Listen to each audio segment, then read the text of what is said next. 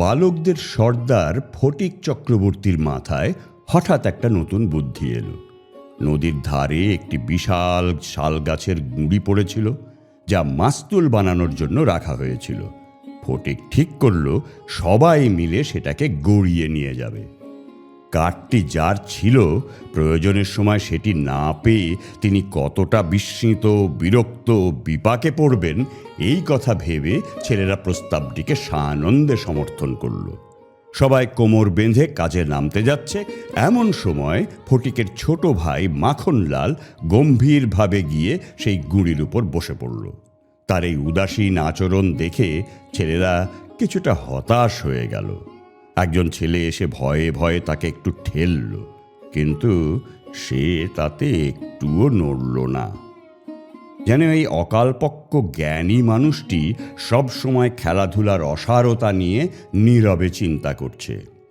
ফটিক এসে দাপটের সঙ্গে বলল, দেখ, মার খাবি কিন্তু, উঠে যা এখনই। কিন্তু মাখন আরও একটু নড়ে চড়ে বসে আসনটিকে আরও দৃঢ়ভাবে দখল করে নিল। এমন পরিস্থিতিতে নিজের নেতৃত্বের সম্মান বজায় রাখতে হলে অবাধ্য ভাইয়ের গালে সঙ্গে সঙ্গে একটা চড় বসিয়ে দেওয়াই ফটিকের কর্তব্য ছিল, কিন্তু তার সাহস হলো না। তবে সে এমন একটা ভাব করল যারা ইচ্ছে করলেই এখন সে মাখনকে ভালোভাবে শাসন করতে পারে, কিন্তু করছে না, কারণ তার মাথায় এর চেয়েও ভালো একটা খেলার বুদ্ধি এসেছে, যাতে আরও বেশি মজা আছে। সে প্রস্তাব দিল, মাখনকে বসিয়েই কাঠটা গড়ানো শুরু করা যাক। মাখন মনে করল, বাহ, এতে তো তার বেশ সম্মান আছে, কিন্তু অন্য সব পার্থিব গৌরবের মতো এর সঙ্গেও যে বিপদের সম্ভাবনা জড়িয়ে আছে তা তার কিংবা অন্য কারো মনে এলো না। ছেলেরা কোমর বেঁধে ঠেলতে শুরু করলো, মারো ঠেলা, হেইয়ো, সাবাস জওয়ান, হেইয়ো। গুড়িটি এক পাক ঘুরতেই মাখন তার গাম্ভীর্য, গৌরব, তত্ত্বজ্ঞান সহ মাটিতে গড়িয়ে পড়ল। খেলার শুরুতেই এমন অপ্রত্যাশিত ফল পেয়ে অন্য ছেলেরা খুব খুশি হয়ে উঠল, কিন্তু ফটিক একটু ঘাবড়ে গেল। মাখন সঙ্গে সঙ্গে মাটির থেকে উঠে ফটিকের উপর ঝাঁপিয়ে পড়ল এবং অন্ধের মতো মারতে লাগলো। তার নাক মুখে আঁচড় কেটে কাঁদতে কাঁদতে সে বাড়ির দিকে চলে গেল। খেলা ভেঙে গেল। ফটিক কয়েকটি কাশবন উপড়ে নিয়ে একটা আধডোবা নৌকার গুলুয়ের উপরে চড়ে বসে চুপচাপ কাশের গোড়া চিবোতে লাগল। এমন সময় একটি অপরিচিত নৌকা ঘাটে এসে ভিড়ল। সেখান থেকে কাঁচা পাকা গোঁফ ও পাকা চুলের এক মধ্যবয়স্ক ভদ্রলোক নেমে এলেন। তিনি ফটিককে জিজ্ঞেস করলেন, আচ্ছা, এই চক্রবর্তীদের বাড়িটি কোথায়? ফটিক কাশের ডাঁটা চিবোতে চিবোতে বলল, ওই হোথা। কিন্তু সে যে কোন দিকে ইশারা করল তা বোঝার কোনো উপায় ছিল না। ভদ্রলোক আবার জিজ্ঞেস করলেন, তা কোথায়? ফটিক বলল, জানি না। এই বলে সে আগের মতোই কাশের গোড়া চিবোতে লাগল। ভদ্রলোক তখন অন্য লোকের সাহায্য নিয়ে চক্রবর্তীদের বাড়ির খোঁজে রওনা হলেন। এর কিছুক্ষণ পরেই বাঘা বাঘ দিয়ে এসে বলল, ফটিকদা, ও ফটিকদা, মা ডাকছেন। ফটিক বলল, যাব না। বাঘা জোর করে তাকে কোলে তুলে নিয়ে চলল। ফটিক রাগে হাত পা ছুঁড়ে প্রতিবাদ করতে লাগলো, কিন্তু তাতে কোনো ফল হলো না। ফটিককে দেখা মাত্রই তার মা রাগে ফেটে পড়লেন, এই এই, আবার তুই মাখনকে মেরেছিস? হ্যাঁ? ফটিক বলল, না, মারিনি। মা বললেন, আবার মিথ্যে কথা বলছিস? ফটিক বলল, একদম মারিনি, মাখনকে জিজ্ঞেস করো। মাখনকে জিজ্ঞেস করা হলে সে নিজের আগের অভিযোগ সমর্থন করে বলল, মেরেছে। এবার ফটিক নিজেকে আর সামলাতে পারল না। সে তাড়াতাড়ি গিয়ে মাখনকে জোরে একটা চড় বেড়ে বলল, আবার মিথ্যে কথা বলছিস? মা সঙ্গে সঙ্গে মাখনের পক্ষ নিয়ে ফটিককে ঝাঁকুনি দিয়ে তার পিঠে 2-3টে জোরালো চড় মারলেন। তখন ফটিক রাগের মাথায় মাকে ঠেলে দিল। মা চিৎকার করে উঠলেন, তুই আমার গায়ে হাত তুলেছিস? ঠিক সেই সময় কাঁচা পাকা চুলের ভদ্রলোক ঘরে ঢুকলেন। কি হচ্ছে কি তোমাদের? ফটিকের মা বিস্ময় ও আনন্দে অভিভূত হয়ে বললেন, ও মা, এ যে দাদা, কবে এলে গো? এই বলে তিনি দ্রুত এগিয়ে গিয়ে তাঁকে প্রণাম করলেন। বহুদিন আগে ফটিকের মামা বিশ্বম্ভর বাবু কাজের সূত্রে পশ্চিমে চলে গিয়েছিলেন। এর মধ্যে ফটিকের মায়ের দুটি সন্তান হয়েছে। তারা অনেকটাই বড় হয়েছে। তার স্বামীর মৃত্যুও হয়েছে, কিন্তু এতদিনে একবারও ভাইয়ের সঙ্গে তাঁর দেখা হয়নি। বহু বছর পর দেশে ফিরে বিশ্বম্ভর বাবু তাঁর বোনের সঙ্গে দেখা করতে এলেন। বেশ কিছুদিন আনন্দ আয়োজনের মধ্যেই কাটল। তারপর বিদায়ের দু একদিন আগে বিশ্বম্ভর বাবু তাঁর বোনের কাছে ছেলেদের পড়াশোনা ও স্বভাব চরিত্র সম্পর্কে জানতে চাইলেন। উত্তরে ফটিকের অবাধ্যতা, দুরন্তপনা, পড়াশোনায় অমনোযোগ এবং মাখনের শান্ত ভদ্র স্বভাব ও পড়াশোনার প্রতি আগ্রহের কথা তিনি শুনলেন। ফটিকের মা বললেন, ফটিক আমার জীবন অতিষ্ঠ করে তুলেছে দাদা। এ কথা শুনে বিশ্বম্ভরবাবু প্রস্তাব দিলেন যে তিনি ফটিককে কলকাতায় নিয়ে গিয়ে নিজের কাছে রাখবেন এবং পড়াশোনার ব্যবস্থা করবেন। বিধবা মা সহজেই প্রস্তাবে রাজি হলেন। তিনি ফটিককে জিজ্ঞেস করলেন, কিরে ফটিক, মামার সঙ্গে কলকাতায় যাবি? ফটিক লাফিয়ে উঠে বলল, হ্যাঁ যাব। ফটিককে বিদায় দিতে তার মায়ের বিশেষ আপত্তি ছিল না, বরং তার মনে সবসময় একটা ভয় কাজ করত, কোন দিন না আবার সে মাখনকে জলে ফেলে দেয়, মাথা ফাটিয়ে দেয় কিংবা অন্য কোনো বিপদ ঘটায়। তবু ফটিককে এত আগ্রহের সঙ্গে যাওয়ার জন্য রাজি হতে দেখে তার একটু খারাপ লাগলো। ফটিক বারবার কবে যাব, কখন যাব বলে মামাকে অস্থির করে তুলল। উত্তেজনায় রাতে তার ঘুমও হতো না। অবশেষে যাত্রার সময় উদারতা বশে সে তার মাছ ধরার ছিপ, ঘুড়ি, লাটাই সব কিছু মাখনকে দিয়ে গেল এবং উত্তরাধিকার সূত্রে সেগুলোর একচ্ছত্র মালিকানা মাখনের বংশধরদেরই থাকবে বলে ঘোষণা করল। কলকাতায় মামার বাড়ি পৌঁছেই প্রথমে মামির সঙ্গে পরিচয় হলো। এই অনাকাঙ্ক্ষিতভাবে পরিবারের সদস্য সংখ্যা বেড়ে যাওয়ায় মামি যে খুব একটা খুশি হয়েছিলেন তা বলা যায় না। নিজের 3 ছেলেকে নিয়ে তিনি নিজের মতো করে সংসার গুছিয়ে রেখেছিলেন।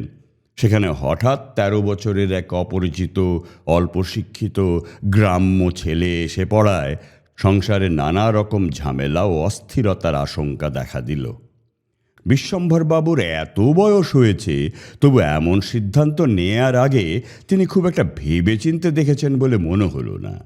বিশেষত 13-14 বছরের ছেলের মতো পৃথিবীতে এমন বালাই আর নাই। শোভাও নাই, কোনো কাজেও লাগে না, স্নেহও উদ্রেক করে না, তাদের সঙ্গও খুব উপভোগ্য হয় না। আধো আধো কথা বললে তার ন্যাকামি মনে হয়, বড়দের মতো কথা বললে বাড়াবাড়ি মনে হয়, আর যাই বলে তা যেন বেশি কথা বলা বলেই মনে হয়। হঠাৎই তারা এমনভাবে বেড়ে ওঠে যে কাপড় চোপড়ও ঠিক মাপ মতো পাওয়া যায় না। তাদের চেহারা ও চাল চলনেও এক ধরনের বেমানান ভাব দেখা দেয়। মানুষ অনেক সময় এই বয়সের ছেলেদের চেহারা ও আচরণকে এক ধরনের কুশ্রী দম্ভ বলে মনে করে। শৈশবের মাধুর্য, কণ্ঠস্বরের কোমলতা হঠাৎ করে হারিয়ে যায়, আর সেজন্য অজান্তেই সবাই যেন তাদের উপর বিরক্ত হয়। শৈশবের অনেক দোষ ক্ষমা করা যায়, যৌবনের অনেক ভুল মেনে নেওয়া যায়, কিন্তু এই মধ্যবর্তী বয়সের স্বাভাবিক ও অনিবার্য ত্রুটিগুলোও যেন মানুষের কাছে অসহ্য মনে হয়। এই বয়সের ছেলেটিও মনে মনে সব সময় বুঝতে পারে যে পৃথিবীর কোথাও সে ঠিক মানিয়ে নিতে পারছে না, এবং সবসময় ক্ষমা চাওয়ার মতো একটা সংকোচ বোধ করে। অথচ এই বয়সেই মানুষের মনে স্নেহ পাওয়ার আকাঙ্ক্ষা বিশেষভাবে জেগে ওঠে। যদি কোনো সহৃদয় মানুষের কাছ থেকে সামান্য স্নেহ ও বন্ধুত্ব পায়, তবে তার প্রতি সম্পূর্ণভাবে নিবেদিত হয়ে যায়। কিন্তু তাকে স্নেহ করতে অনেকেই সংকোচ বোধ করে, কারণ সেটাকে অতিরিক্ত প্রশ্রয় বলে মনে করা হয়। ফলে তার চেহারা ও ভাবভঙ্গি অনেকটা ওই মালিকহীন পথকুকুরের মতো হয়ে যায়। তাই এমন অবস্থায় নিজের মায়ের বাড়ি ছাড়া অন্য কোনো অপরিচিত স্থান একটি বালকের কাছে নরকের মতো মনে হয়। চারপাশের স্নেহহীনতা ও অবহেলা তাকে প্রতি মুহূর্তে কাঁটার মতো বিঁধতে থাকে। এই বয়সে সাধারণত নারীদের সম্পর্কে তার মনে এক ধরনের শ্রদ্ধা ও আকর্ষণ জন্মায়। তাদের যেন কোনো উচ্চতর দুর্লভ জগতের মানুষ বলে মনে হয়। তাই তাদের কাছ থেকে অবহেলা পাওয়া তার কাছে বিশেষ কষ্টের বিষয় হয়ে দাঁড়ায়। মামির স্নেহহীন চোখে সে যে এক প্রকার বোঝা বা অপ্রিয় মানুষ হিসেবে ধরা পড়েছে, সেটাই ফটিককে সবচেয়ে বেশি কষ্ট দিত। মামি যদি তাকে কখনো কোনো কাজ করতে বলতেন, তবে সে আনন্দের সঙ্গে প্রয়োজনের চেয়েও বেশি কাজ করে ফেলত। কিন্তু শেষে মামি যখন তার উৎসাহ থামিয়ে দিয়ে বলতেন, বেশ বেশ হয়েছে, আর করতে হবে না, এখন নিজের কাজে মন দাও, যাও একটু পড়াশোনা করোগে, তখন ফটিকের মনে হতো তার মানসিক উন্নতির প্রতি এই অতিরিক্ত যত্ন আসলে তার প্রতি এক নিষ্ঠুর অবিচার। বাড়ির ভেতর এমন অবহেলার পর তার আর কোথাও স্বস্তি পাওয়ার জায়গা ছিল না। চার দেয়ালের মধ্যে বন্দী হয়ে সে বারবার নিজের গ্রামের কথা ভাবত। সেই বিশাল গ্রাম, সেখানে বড় বড় ঘুড়ি উড়িয়ে বোঁ বোঁ শব্দ তোলা যেত। সেই যে নদীর তীর, যেখানে তাই রে না বলে নিজের বানানো সুরে গান গিয়ে উদ্দেশ্যহীনভাবে ঘুরে বেড়ানো যেত। সেই যে ছোট নদী, যেখানে দিনের যে কোনো সময় ঝাঁপিয়ে পড়ে সাঁতার কাটা যেত। সেই সঙ্গী সাথী, দুষ্টুমি, স্বাধীনতা, আর সব কিছুর চেয়ে বেশি সেই কঠোর অন্যায়কারী অথচ নিজের মা। এইসবই দিন রাত অসহায় মনকে টানত। একটি প্রাণীর মতো সরল ও অবুঝ ভালোবাসা, শুধু কাছে যাওয়ার ইচ্ছা, না দেখেও এক গভীর অস্থিরতা, সন্ধ্যাবেলায় মাকে হারানো বাছুরের মতো অন্তরের গভীর থেকে উঠে আসা মা মা ডাকে ভরা কান্না, এইসবই সেই লাজুক, ভীত, রোগা, লম্বা, অনাকর্ষণীয় বালকের হৃদয়ে অবিরাম আলোড়ন তুলত। স্কুলে ফটিকের মতো এত বড় নির্বোধ ও অমনোযোগী ছাত্র আর ছিল না। কোনো প্রশ্ন করলে সে শুধু হাঁ করে তাকিয়ে থাকত। শিক্ষক যখন তাকে মারধর করতেন, তখন সে বোঝা বওয়া ক্লান্ত গাধার মতো নীরবে সব সহ্য করত। ছেলেদের খেলাধুলার ছুটি হলে সেই জানালার কাছে দাঁড়িয়ে দূরে বাড়িগুলোর ছাদের দিকে তাকিয়ে থাকত। দুপুরের রোদে কোনো একটি ছাদে যদি একজন দুজন ছেলে মেয়ে খেলতে খেলতে মুহূর্তের জন্য দেখা দিত, তখন তার মন অস্থির হয়ে উঠত। একদিন অনেক সাহস সঞ্চয় করে সে মামাকে জিজ্ঞেস করেছিল, মামা মামা মার কাছে কবে যাব? মামা বলেছিলেন, স্কুলে ছুটি হলে। কার্তিক মাসে পুজোর ছুটি হবে, কিন্তু তখনও তার অনেক দেরি। একদিন ফটিক তার স্কুলের বই হারিয়ে ফেলল। এমনিতেই তার পড়া ঠিক মতো প্রস্তুত হতো না, তার উপর বই হারিয়ে সে একেবারে অসহায় হয়ে পড়ল। শিক্ষক প্রতিদিন তাকে মারধর ও অপমান করতে লাগলেন। স্কুলে তার অবস্থা এমন হলো যে তার মামাতো ভাইয়েরাও তার সঙ্গে সম্পর্ক আছে বলে স্বীকার করতে লজ্জা পেত। তাকে অপমান করা হলে তারা অন্য ছেলেদের চেয়েও বেশি আনন্দ প্রকাশ করত। একদিন আর সহ্য করতে না পেরে ফটিক অত্যন্ত অপরাধীর মতো মুখ করে মামির কাছে গিয়ে বলল, মামি মামি বই হারিয়ে ফেলেছি। মামি বিরক্ত মুখে বললেন, বেশ করেছ, আমি তোমাকে মাসের মধ্যে 5 বার করে বই কিনে দিতে পারবো না। যত সব।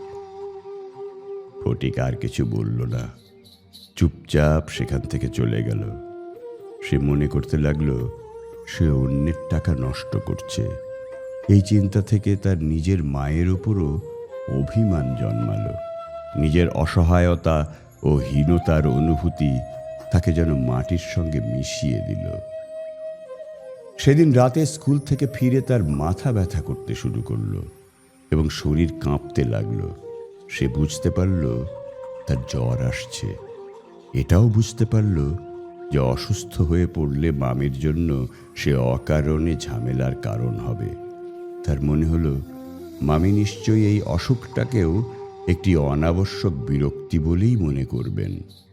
অসুস্থ অবস্থায় এই অদক্ষ, অদ্ভুত ও নির্বোধ ছেলেটি নিজের মা ছাড়া অন্য কারো কাছ থেকে সেবা পাবে এমন আশা করতেও তার লজ্জা লাগছিল। পরদিন সকালে ফটিককে কোথাও খুঁজে পাওয়া গেল না। আশেপাশে সব বাড়িতে খোঁজ করা হলো, কিন্তু তার কোনো সন্ধান মিলল না। সেদিন রাত থেকেই শ্রাবণের মুষলধারে বৃষ্টি পড়ছিল। ফলে ফটিকের খোঁজ করতে গিয়ে লোকজনকে অকারণে অনেক ভিজতে হলো। শেষ পর্যন্ত কোথাও তাকে না পেয়ে বিশ্বম্ভর বাবু পুলিশে খবর দিলেন। সারা দিন খোঁজাখুঁজির পর সন্ধ্যার সময় একটি ঘোড়ার গাড়ি এসে বিশ্বম্ভর বাবুর বাড়ির সামনে থামল। তখনও টানা বৃষ্টি পড়ছে আর রাস্তায় হাঁটু সমান জল জমে গেছে।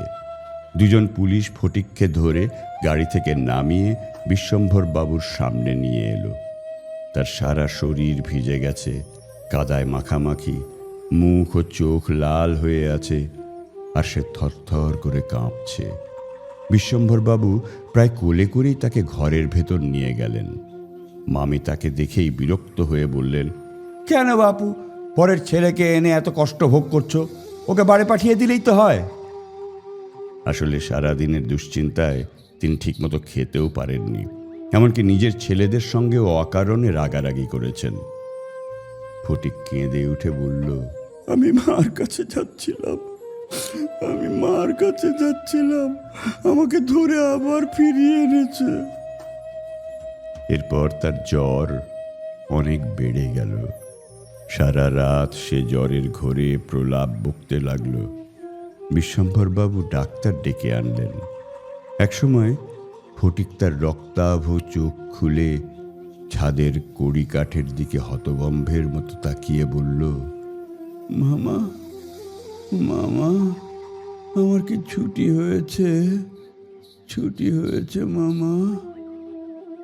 বিশ্বম্ভর বাবু রুমাল দিয়ে চোখ মুছে স্নেহ ভরে তার জ্বরাক্রান্ত শুকনো হাতটি নিজের হাতে তুলে নিয়ে পাশে বসে রইলেন। ফটিক আবার বিড়বিড় করে বলতে লাগলো, মা, আমাকে মারিস না মা, সত্যি বলছি, আমি কোনো দোষ করিনি মা, পরদিন দিনের বেলা কিছুক্ষণের জন্য তার জ্ঞান ফিরল। সে যেন কারো অপেক্ষায় ঘরের চারিদিকে ফ্যাল করে তাকিয়ে থাকল। কাউকে না দেখে হতাশ হয়ে চুপচাপ দেয়ালের দিকে মুখ করে শুয়ে পড়ল। বিশ্বম্ভর বাবু তার মনের কথা বুঝতে পেরে কানের কাছে মুখ নিয়ে আস্তে আস্তে বললেন, ফটিক, তোর মাকে আনতে লোক পাঠিয়েছি বাবা। আরও একটি দিন কেটে গেল। ডাক্তার চিন্তিত বিষণ্ণ মুখে জানালেন যে ফটিকের অবস্থা খুবই সংকটজনক। বিশ্বম্ভর বাবু ম্লান প্রদীপের আলোয় তার শয্যার পাশে বসে প্রতি মুহূর্তে ফটিকের মায়ের জন্য অপেক্ষা করতে লাগলেন। ফটিক জ্বরের ঘোরে খালাসিদের মতো সুর করে বলতে লাগলো, এক বাউ মেলে না, দুই বাউ মেলে না, এক বাউ মেলে না, দুই বাউ মেলে না। কলকাতায় আসার সময় পথের একটি অংশে তাকে স্টিমারে আসতে হয়েছিল। তখন সে দেখেছিল খালাসিরা নদীর গভীরতা মাপার জন্য দড়ি ফেলে সুর করে জল মাপে। জ্বরের প্রলাপে ফটিক সেই খালাসিদেরই অনুকরণ করছিল। করুণ কণ্ঠে সে যেন জল মাপছে, অথচ যে অসীম অজানা সমুদ্র যাত্রায় সে পাড়ি দিতে চলেছে, সেখানে তার ফেলা দড়ি কোথাও তল খুঁজে পাচ্ছে না। এমন সময় ফটিকের মা ঝড়ের বেগে ঘরে ঢুকে উচ্চস্বরে কান্নাকাটি শুরু করলেন। অনেক কষ্টে বিশ্বম্ভর বাবু তাঁকে কিছুটা শান্ত করলে তিনি ছেলের শয্যার উপর ঝুঁকে পড়ে আকুল স্বরে ডাকলেন, ফটিক, ফটিক, সোনা আমার, মানিক আমার। ফটিক যেন সহজভাবেই সেই ডাকে সাড়া দিয়ে বলল, মা আবার ডাকলেন, ওরে ফটিক, আমার বাপধন। ফটিক ধীরে ধীরে পাশ ফিরল। কাউকে যেন স্পষ্টভাবে না দেখেই সে মৃদু স্বরে বলল, মা, মা, আমার আমার ছুটি হয়েছে মা, আমার ছুটি হয়েছে মা, আমি এখন বাড়ি যাচ্ছি, আমি আমি বাড়ি যাচ্ছি, আমার ছুটি হয়েছে, আমার ছুটি হয়েছে।